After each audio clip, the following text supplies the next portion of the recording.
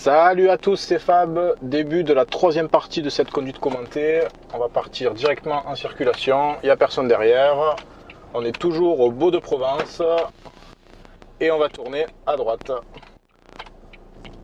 Donc voilà une partie des Alpilles devant. Donc là la route qu'on va faire, c'est une route très sinueuse. Ici c'est ce qu'on appelle le Val d'Enfer. Donc c'est une route où il y a beaucoup de motards en saison notamment, beaucoup de cyclistes, beaucoup de touristes forcément.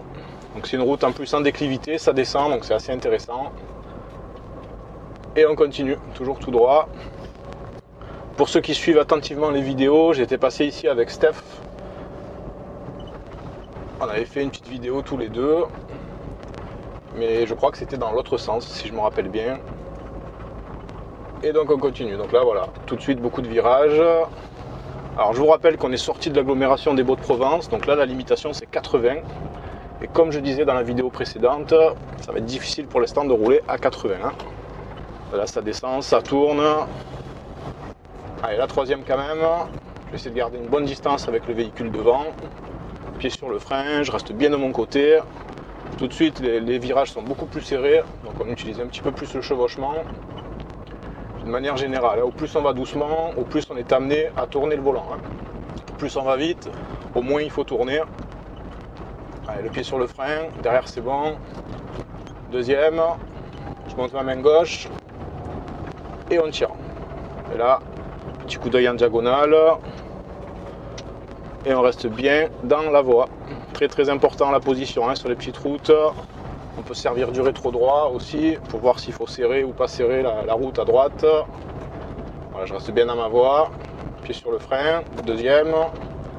Petit coup d'œil à droite en diagonale. Je cherche mon information. Ça va me donner des bonnes infos par rapport à l'angle du virage. Et le pied sur le frein. Donc devant, il roule tranquille. C'est un touriste. Pas de souci. On va pas le coller évidemment. On va pas l'agresser. On va pas lui gâcher les vacances. Et je reste bien dans ma voie.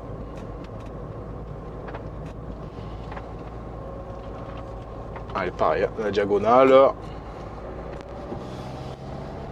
Et on va voir, si je peux le dépasser, je le ferai. Et puis si je peux pas, je le ferai pas. Toujours les mêmes raisons en voiture. La visibilité, l'espace, la vitesse. Là pour l'instant, les conditions ne sont pas bonnes du tout pour dépasser, évidemment. Hors de question de dépasser ici, on ne voit pas.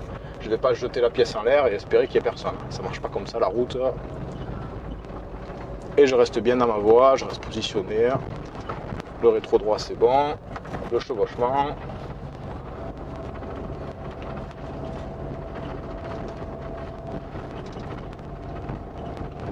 J'ai mis un peu le pied sur le frein parce qu'il ne va pas très très vite encore là.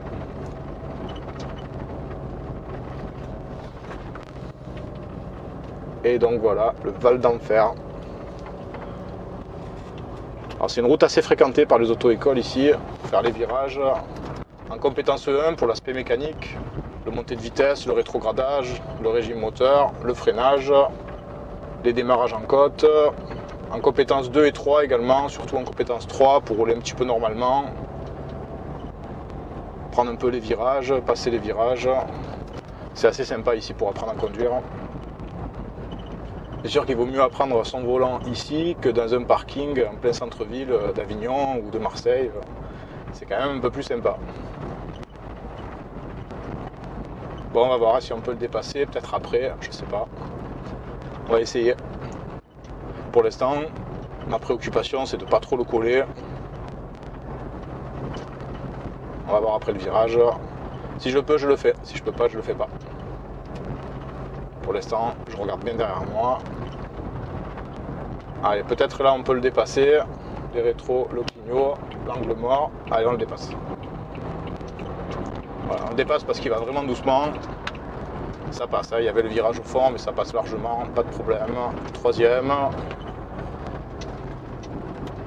Et j'envoie les yeux au fond. Voilà. Sur le dépassement, si vous ne le sentez pas, vous ne le faites pas. Au début, il vaut mieux le faire comme ça. Au plus vous allez conduire, au plus vous allez prendre de l'assurance. Vous allez arriver à détecter plus rapidement les situations où on peut dépasser et où on ne peut pas. Dépasser en soi, c'est pas quelque chose de formellement dangereux. Par contre, il faut que ce soit fait dans des bonnes conditions. Si c'est fait dans les mauvaises conditions, il suffit de négliger un indice et évidemment le dépassement peut être super dangereux, donc c'est pour ça que la consigne au début dans l'apprentissage elle est claire, hein. Si on ne sent pas, on ne le fait pas, et par contre on essaye de réfléchir, de voir si on peut le faire ou pas le faire, hein. Faut vraiment trouver les bons indices, donc souvent c'est visibilité, allure, espace, et si les conditions sont réunies, il faut le faire, hein. Il ne faut pas avoir peur de le faire non plus.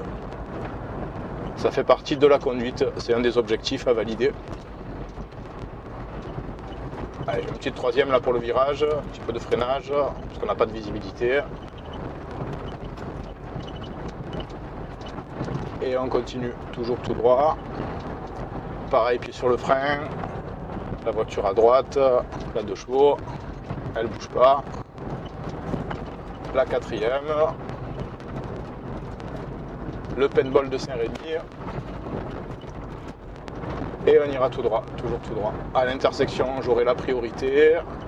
J'aurai la priorité si on me la laisse.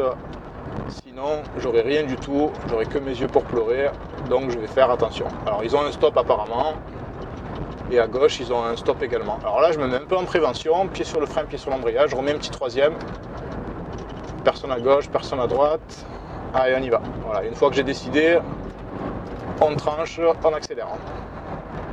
Ça va prendre les décisions. On est toujours dans la tâche de conduite, voir, analyser, décider et agir. Donc là, c'est un peu plus dégagé par rapport à tout à l'heure. Pied sur le frein. J'essaye de prendre un peu plus de rythme par rapport à quand il y avait le touriste devant nous. J'ai la priorité. Ok. Allez, petite troisième. On ne voit pas à droite. On voit que personne arrive, mais bon, il faut se méfier quand même. Voilà, là maintenant on est plus sûr de nous et on accélère. Quatrième. Au bout, virage dangereux. Le premier est à gauche. Et pied sur le frein. Je vais écouter mon moteur pour choisir mon bon rapport de vitesse. Donc là, c'est troisième. Vu que je continue à freiner, deuxième. Personne à droite, j'ai la priorité, il y a un stop. Et je reste bien dans ma voie, pas de visibilité non plus. Deuxième, on est bon.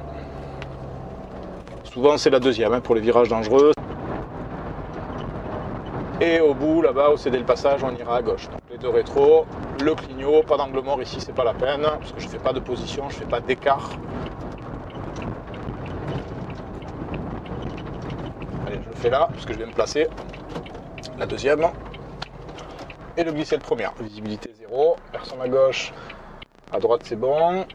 Non, à droite, c'est pas bon. Voilà. Alors, il y a toujours le montant qui gêne. Donc, il vaut mieux vérifier plusieurs fois, évidemment. Ok, et là, je reste bien sage. Je bouge pas. Je continue à observer. Allez, je pense qu'après la voiture à droite, on va pouvoir y aller. Allez, c'est bon. Je tourne sans couper.